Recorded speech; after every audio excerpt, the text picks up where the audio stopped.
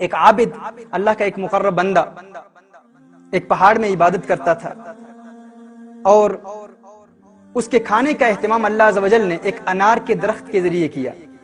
ایک انار کا درخت اس پہاڑ، اس کی عبادت گاہ جہاں وہ عبادت کرتا تھا، اس پہاڑ کے ساتھ ہی ایک انار کا درخت تھا۔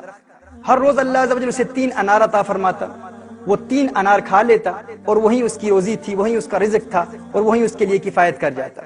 اللہ عز و جل کو امتحان منظور ہوا، اور اللہ عز و جل نے اس کا امتحان لینے کے لیے ایک دن انار نہیں عطا فرمایا۔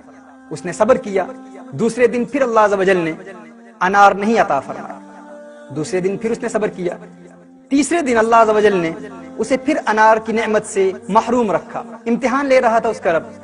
اب وہ بھوک سے نڈھال ہو کر، پریشانی میں مبتلا ہو کر، بہت زیادہ گھبراہٹ محسوس کرتے ہوئے اس پہاڑ سے نکل آیا۔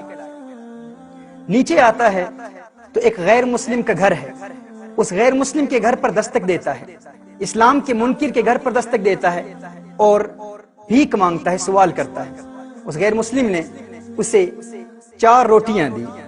وہ 4 روٹیاں لے کر جب اس کے گھر سے باہر نکلتا ہے تو اس غیر مسلم کا کتا اس عابد پر بھونکتا ہے۔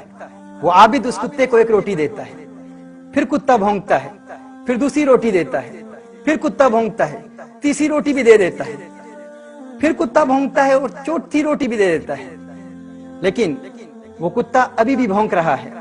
ناظرین کرام، اس عابد نے اس کتے کو دیکھ کر کہا، تو کیسا لالچی کتا ہے، تجھے شرم نہیں آتی کہ میں تیرے مالک کے دروازے پر بھیک مانگنے کے لیے آیا تھا، تیرے مالک کے دروازے پر میں نے دستک دی، تیرے مالک نے مجھے بھیک دی، 4 روٹیاں دی، چاروں روٹیاں تو کھا گیا اور ابھی بھی بھونک رہا ہے۔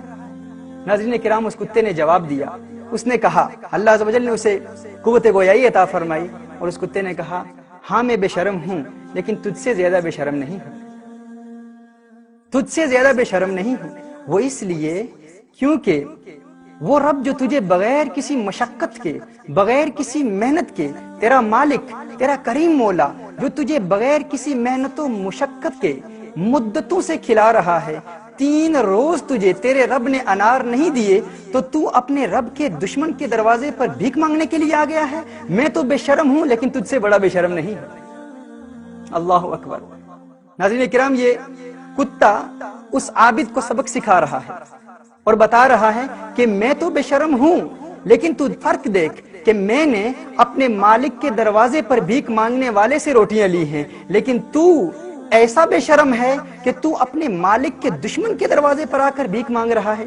تیرا رب تجھے مدتوں سے کھلا رہا ہے، لیکن پھر بھی تو اس کے دشمن کے دروازے پر دستک دے رہا ہے۔